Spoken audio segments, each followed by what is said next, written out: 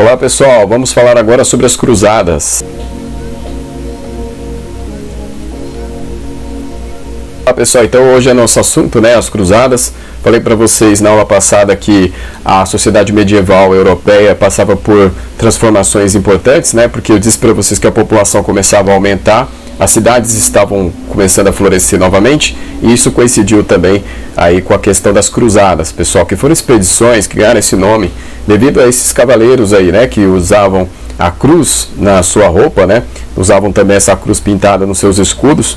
Então eram homens aí que iam ter uma missão pela igreja cristã na época, né? Então a gente vai falar sobre isso aí nessa aula. Então, pessoal, nós precisamos entender os antecedentes dessas expedições. Um dos antecedentes foi o Grande Cisma do Oriente, que basicamente foi a divisão entre a igreja do Ocidente, que seria a Igreja Católica, e a Igreja Ortodoxa, que seria a Igreja do Oriente.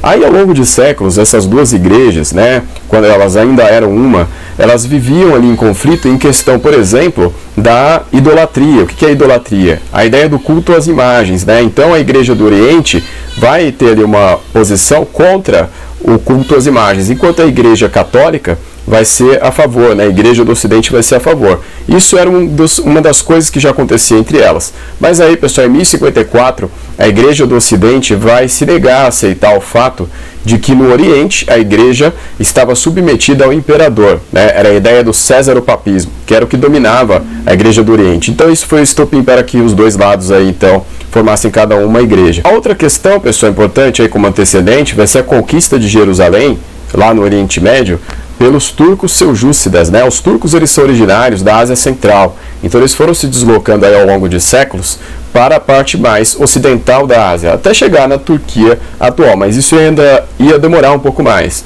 né? Então, nesse momento, eles estão conquistando a região, né, que é do Oriente Médio, né? Ali a região onde fica Israel, por exemplo, hoje em dia, Palestina. Então, eles vão conquistar Jerusalém. Então, o que vai acontecer, pessoal? Aí é que a partir da conquista de Jerusalém pelos turcos seljúcidas, o Império Bizantino, que era onde estava a Igreja do Oriente, vai pedir ajuda da Igreja Ocidental, né? Então vai pedir ajuda aí para as forças ocidentais, ou seja, as forças da Europa. Então vocês estão vendo, né, pessoal, uma imagem aí mais atual sobre Jerusalém, né? Então Jerusalém que sempre foi um lugar disputado, né? Eu falei para vocês já há algum tempo atrás sobre a questão aí de quando os judeus foram expulsos de lá, né?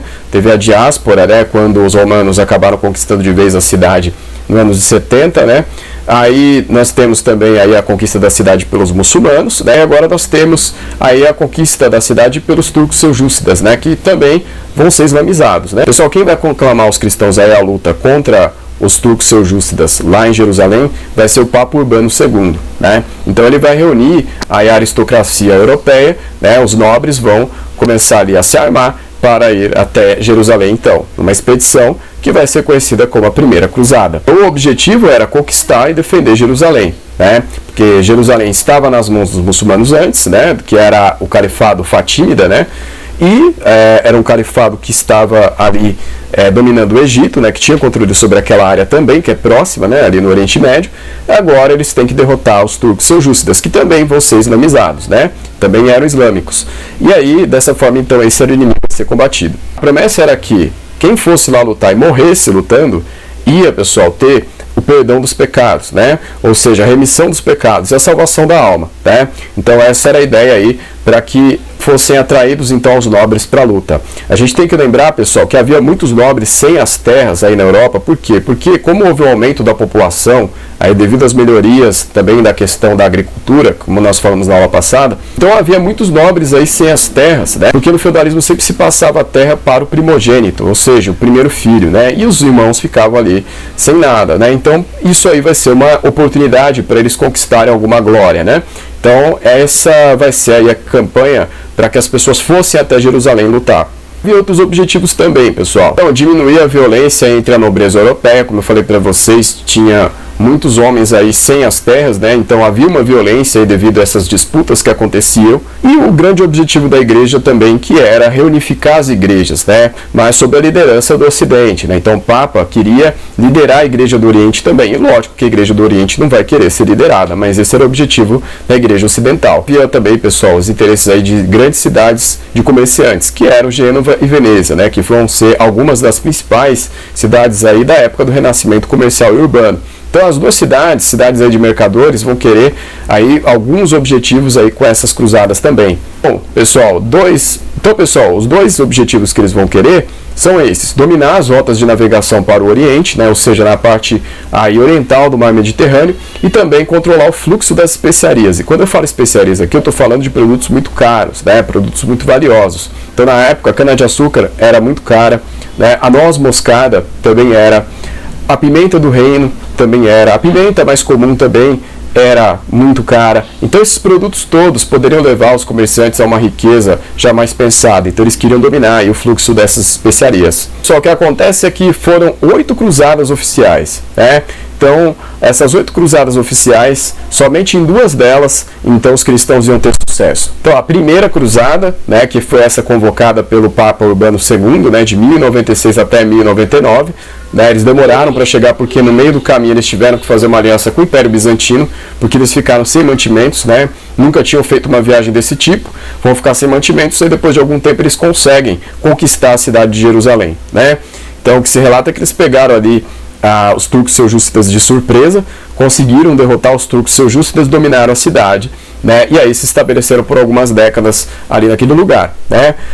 Mas só que o que se relata é que se ignora o seguinte, né, se ignora que dentro da cidade os turcos seljúcidas permitiam a liberdade de religião de judeus e cristãos. Então isso foi algo ignorado aí pela igreja na época, né, porque ela tinha que convocar esses homens para a luta. Então ela resolveu não deixar tão explícito que havia essa liberdade aí de religião dentro da cidade. Mas então, os cristãos então foram lá e acabaram conquistando a cidade. E a sexta cruzada, pessoal, que foi liderada pelo Frederico II, que eu vou falar um pouco mais sobre ela daqui a pouco, porque tem um detalhe peculiar sobre essa cruzada. Bom, pessoal, nós tivemos 2 cruzadas não oficiais. A Cruzada dos Mendigos, no ano de 1095, foi uma dessas cruzadas.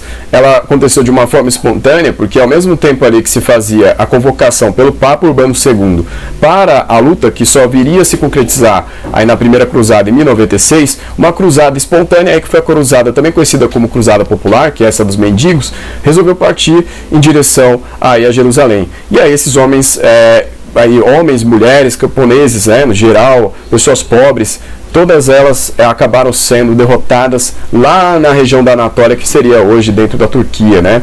Então esse foi o destino dessas pessoas. Cruzada das Crianças, no ano de 1227, né, que partiu ali de um misticismo de que se você mandasse crianças lá para Jerusalém, então elas conseguiriam conquistar a cidade de Jerusalém, mas acabou falhando também, porque essas crianças acabaram sendo todas depois vendidas como escravas, né? Logo depois de chegar ali nas proximidades de Jerusalém. Bom, pessoal, é importante falar também de um dos líderes aí dos muçulmanos, né, que iam se defender contra os cristãos nesse processo aí dessas cruzadas, que ia atuar aí entre a segunda e a terceira cruzada, que vai ser o Saladino, né?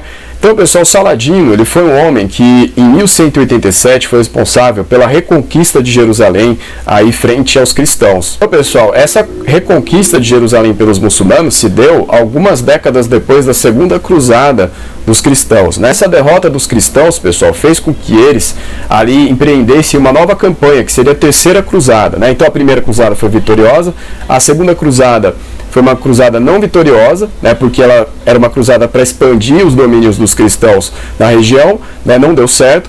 E aí, então, os cristãos vão perder em 1187 para o Saladino, e aí depois vai ter a terceira cruzada, que vai tentar retomar aí para os cristãos essas terras conquistadas pelo Saladino, né, Jerusalém no caso. Ele vai enfrentar, pessoal, 3 reis, né, então o rei da França vai enfrentar o rei do Sacro Império Germânico e vai enfrentar também aí o rei da Inglaterra. Então nessa época já começam a aparecer alguns reis, né?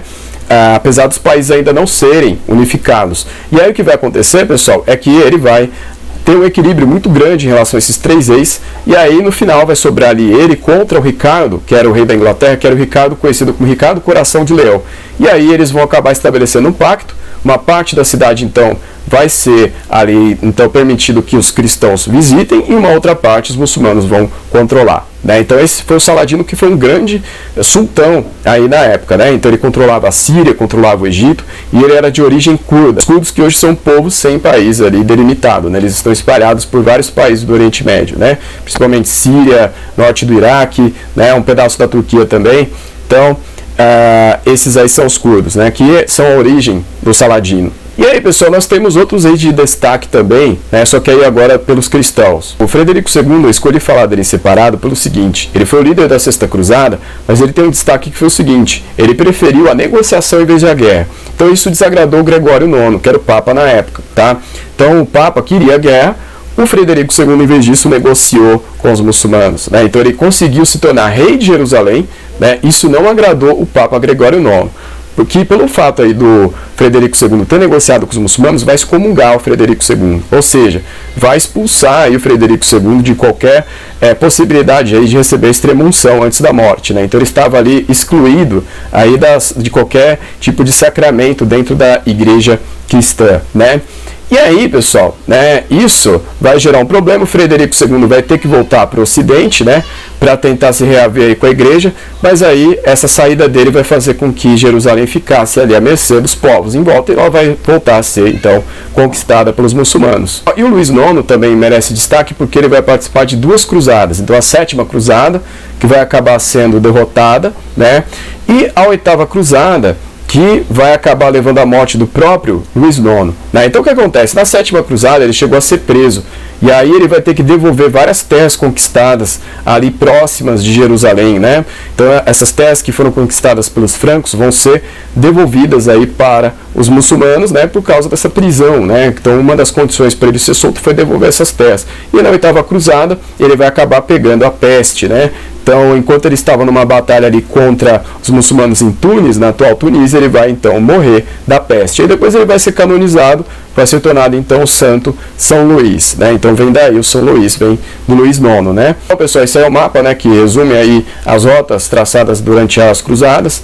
Então você tem aí da primeira à oitava, né, mas mostra aí qual foi o fluxo, né, por onde eles circularam. Só a primeira e a sexta cruzada deram certo, né, e aí de resto, pessoal, então o que nós tivemos aí foi realmente a ampliação das rotas de comércio, né, então as cruzadas serviram para isso. Então o renascimento comercial e urbano foi favorecido pelas cruzadas, né, porque os comerciantes de Gênova e Veneza teriam então ali como acessar esses mercados, né, conseguir aí controlar essas rotas de comércio, né, então foi esse um dos resultados, né. E aí, pessoal, eles conseguiram, né, a igreja cristã conseguiu diminuir um pouco aí os conflitos que havia por terras, no Ocidente também, tá? Então, isso marcou. Só que aí não teve a unificação das igrejas aí como os papas desejavam na época, né? Então, essas aí foram as cruzadas. Então, pessoal, por enquanto é isso daqui. Na próxima aula a gente continua. Então, até mais e obrigado.